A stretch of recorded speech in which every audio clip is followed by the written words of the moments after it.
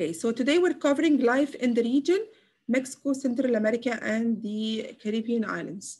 Who will start reading? I will take the attendance at the end of the session. Hannah Haney, go ahead. Okay, Miss. Modern Mexico. When you think of Mexico, you might think of Mexican food like tacos. You might think of mariachi musicians playing lively music and wearing large sombreros. But Mexico has a rich and complex culture and is a rising economic power. The economy. Mexico has close economic ties to the United States and Canada. These ties are a result of joining with them in the North American Free Trade Agreement. About 80% of Mexico's exports go to NAFTA partners. More than 60% of Mexico's imports come from members of NAFTA. Most of this trade is with the United States. In recent decades, Mexico has developed its manufacturing industry. Factories account for about a third of Mexico's output. Some of them are maquiladoras. These are factories where parts made elsewhere are assembled into products. Many of the factories are located in northern Mexico. The goods are then exported. Food processing is another major industry in Mexico. The textile and clothing industries are important too. Mexico also has heavy manufacturing producing iron, steel, and automobiles. Farming remains important. Cotton and wheat are grown in the dry north using irrigation. Along the southeastern coast, farms produce coffee, sugarcane, and fruit. On the Central Plateau, farmers grow corn, wheat, and fruit and vegetables. Miss, can you go down, please? Yes, I'm going down. Okay, complete. In the poor South, many farmers engage in subsistence farming, growing just enough food to feed themselves and their families. Service industries are important in Mexico. Banking helps finance economic growth.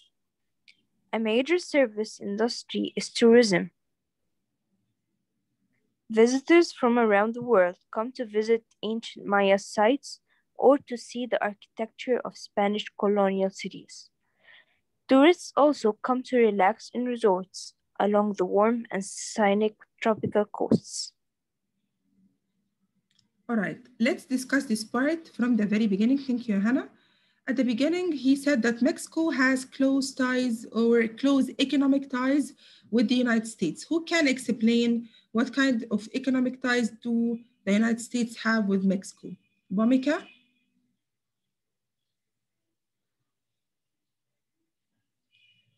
Bhumika?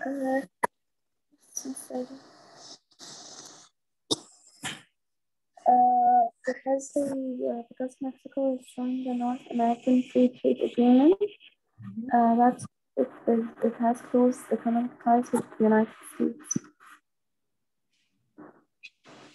All right, so this is actually the NAFTA agreement, or the North American Free Trade Agreement, actually is one of the most important aspects that represent the close ties between Mexico and the United States.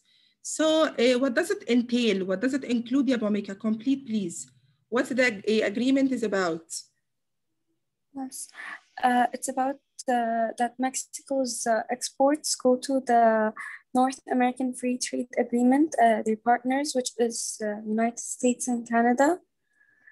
And the Mexico's imports, they also come from their partners, which is United States and Canada. Okay, Bhumika, thank you. This is actually what's entailed in the NAFTA agreement. Then they said that actually manufacturing, where Mexico has developed its manufacturing industry. How it is developed? Who can tell me how it is developed? Okay, let me ask. Adham Sadat. Tell me how does the manufacturing developed in Mexico?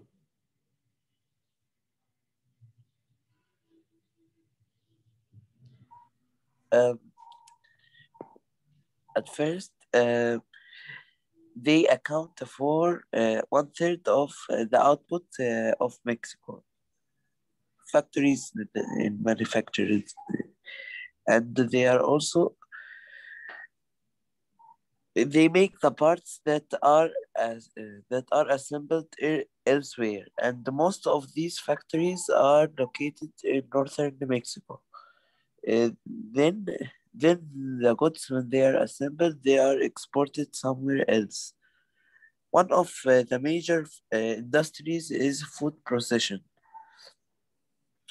Also, clothing and the textile industries are important for Mexico. They also produce. They also have heavy manufacturing, such as producing automobile, iron, and steel. So, as Adham mentioned, factories account for about 1/3 of Mexico's output. They are represented in maquiladoras, which are the factories where parts made elsewhere and assembled into products. This is number one. And the factories actually are located in northern Mexico. Number two, the goods that are exported, like food processing. This is another major industry. We have the textile and the clothing. This is the third one.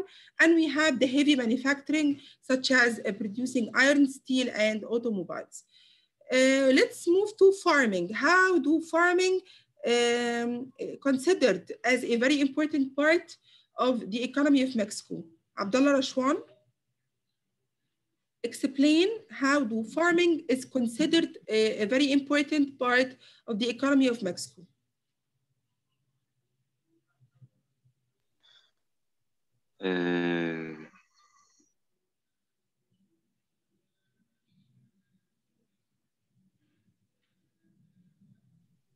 Farming is important for Mexico because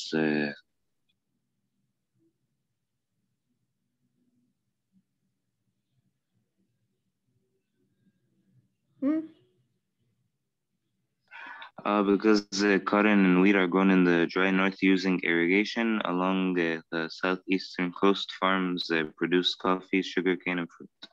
Yes, this is number one. So still, they are growing cotton, wheat are growing in the dry north using the irrigation ways having there, and also they are producing coffee, sugarcane, and fruit. This is number one. Number two, complete, Abdullah. Number two, on the Central Plateau, farmers grow corn, wheat, and fruit and vegetables. In the poor South, many farmers engage in subsistence farming, growing just enough food to feed themselves and their families. Thank you. This is number two. They are growing corn, wheat, fruits, and vegetables in the North South. We have a very important kind of farming, which is called subsistence farming. What does it mean, the word subsistence farming? Abdurrahman Abu Talib. Abdurrahman Abu Talib, what does it mean, the word subsistence farming?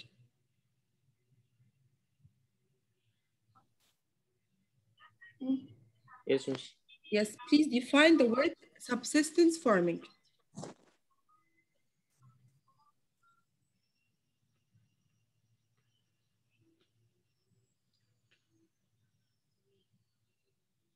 Laura? To farm as much as you can to as much food to feed you and your family. Yes. Yes, And your family? Yes, yeah, Abdurrahman. practice of growing crops.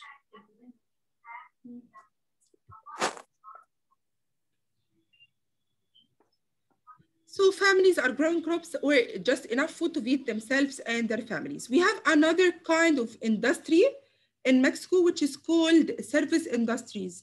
Who can explain about the service industries? Okay, I have Hannah Yasser. Yes, Ms. Sally. So service industries are for example, banking, like the banks. They help finance the economy. They help manage its money, and for as well as the people.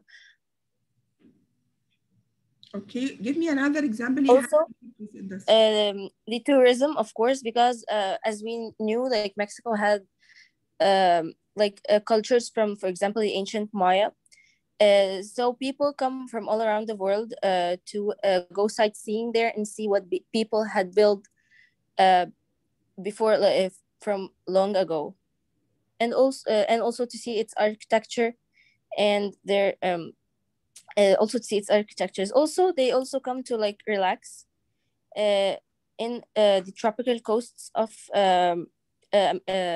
Mexico, because they are beautiful, because, for example, the sea is clear and also has beautiful sunsets, it's at here scenic tropical coasts. Thank you, Hannah. So as Hannah mentioned, Hannah Hani and Hannah Yasser completed, and the other friends, we have explained that we have three main parts of the economy of Mexico. We are having farming, industry, and service industries. And service industries actually are represented in many aspects, but here in Mexico, we can see banking, which helps in order to rule or to control the finance. And also we have the industry in tourism. And tourism is considered one of the most important ways of income to any country, especially in Mexico. People come to enjoy the Maya sites or the islands such as the Caribbean islands. Okay, this is all about the economy. Let's move to the culture. Laura, would you read the culture, please? Yes, Miss Sally. Mexicans are proud of their blend of Spanish and native cultures. They have long celebrated the folk arts that reflect native traditions. In the early 90s, several Mexican painters drew on these traditions to paint impressive murals celebrating Mexico's history and people. Murals are large paintings made on walls. The ballet Florico performs Mexican dances. Sports reflect Mexico's ties to Spain and the United States. Soccer is popular there as it is in Spain, so is baseball. Thank you, Laura. So here he's actually reflecting about the culture, especially the Mexican culture.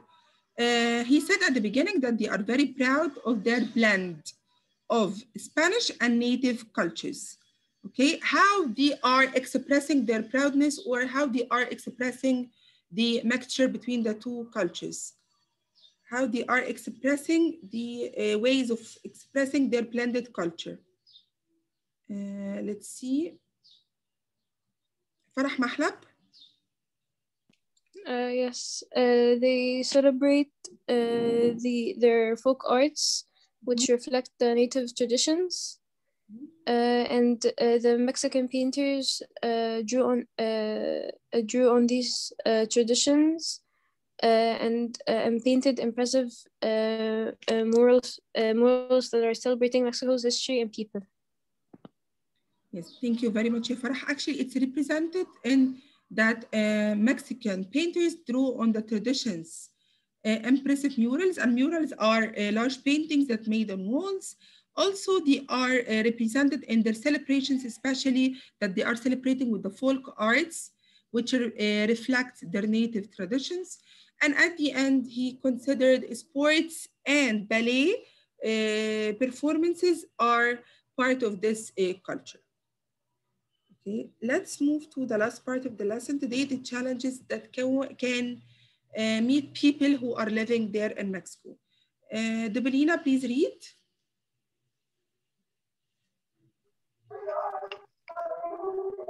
With nearly 9 million people, Mexico City is one of the largest cities in the world, including the city's suburbs. It has more than 21 million people, nearly 20% of Mexico's population. Overcrowding is a major problem. Pollution is another problem, particularly air pollution, because... Debelina, okay, thank you. This is the challenge number one. Challenge number one is represented in the overcrowding. Overcrowding is a major problem because the city actually has nearly 20% of Mexico's population are living in cities. So this is the challenge number one, overcrowding. Thank you, Debelina.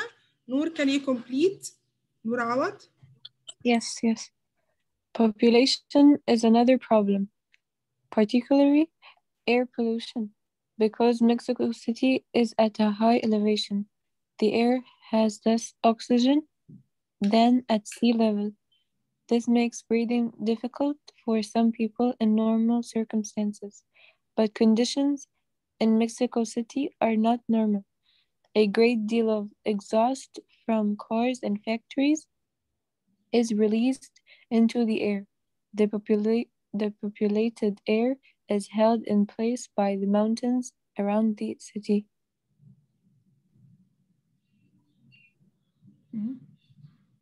Sometimes, do I continue? Yes, please. Sometimes a layer of cold air high in the atmosphere keeps the pollution from rising. The result can be a serious threat to health. Another challenge facing Mexico is the power of criminals who sell illegal drugs. Drug lords use violence to fight police and to intimidate people. Mexico has mounted a major effort to battle this problem with some success. Poverty is yet another. Thank you. So the problem number 2 will be the pollution. As you can see here in Mexico, actually, it is a very special problem, especially the air pollution. Why? We said that Mexico City has high elevation. So the air has less oxygen at the sea level, which make breathing difficult in normal circumstances. But actually, the circumstances in Mexico are not normal. Why? Because they have a great deal of exhaust from cars, factories released in the air. So the polluted air is held by mountains because the area has a lot of mountains. And the polluted air is trapped among the mountains. So this is a very important issue, air pollution. So number 1, overcrowdedness. Most people are living in cities. Number 2, the air pollution because of the surrounding mountains that held the polluted air that's coming from cars and from factories, and plus that Mexico has high elevation, which makes the people living there will find less oxygen to breathe. Another challenge Mexico is facing is the use of drugs and the power of criminals who are living there. Drugs lords use violence to fight police, and also they have continuous battles over the drugs. So this is the third problem. Let's move to the first one. Ritesh, complete. Poverty is yet another major challenge facing Mexico. Anywhere from 1/5 to nearly half of Mexico's people are poor. Continued economic growth would help and seems to be working. Some economists are predicting that Mexico will overtake Brazil in the 2010 as the leading economy in Latin America. Thank you, Ritesh. Alhamdulillah, salam Ritesh. Thank you. So another challenge or another problem that face people who are living there in Mexico is poverty. It's a major challenge. It faces people everywhere all over Mexico. People are very poor, and the economic growth actually is not helping much because it's not fastly growing. It's very slow. So people are trying to work together in order to overtake the problem, but actually it's not that successful. So here we have 4 major problems that face people who are living in Mexico. Who can tell me what are the 4 main issues? Hannah Hani, can you tell me the 4 main issues? Yes, poverty and drugs. Drug abuse, yes. Illegal drugs and the population. Overcrowdedness of the population. I don't remember the 4th. Who can complete? Laura? And pollution. Yes, and pollution. Thank you guys very much. So these are the 4 challenges that face people actually in Mexico, and maybe some of other countries are facing the same problems. That's the first part of the lesson. Anyone want to ask any question about it? Is it understood? Okay, we're going to be completing tomorrow, inshallah. See you tomorrow, guys, and waiting for your projects. Bye. Bye. Miss Sadie, can you please explain the project? All right. Let me just say. The project is you are going to choose one country from Mexico, the Caribbean islands, or the Central America, all right? And you're going to, as usual, like the last term, choose the most important two landforms, the most important two bodies of water, two fun facts about the place. You're going to be talking about the items that are mentioned in the paper, okay? Please do it as a form of a PowerPoint. 1 minute, ya Muhammad. In the form of a PowerPoint and record your voiceover while presenting the project. It consists of only 7 slides and it should include 2 pictures for each of the points. You'll find it on the SMS, Jana. Yes, Muhammad. Miss, Thank you.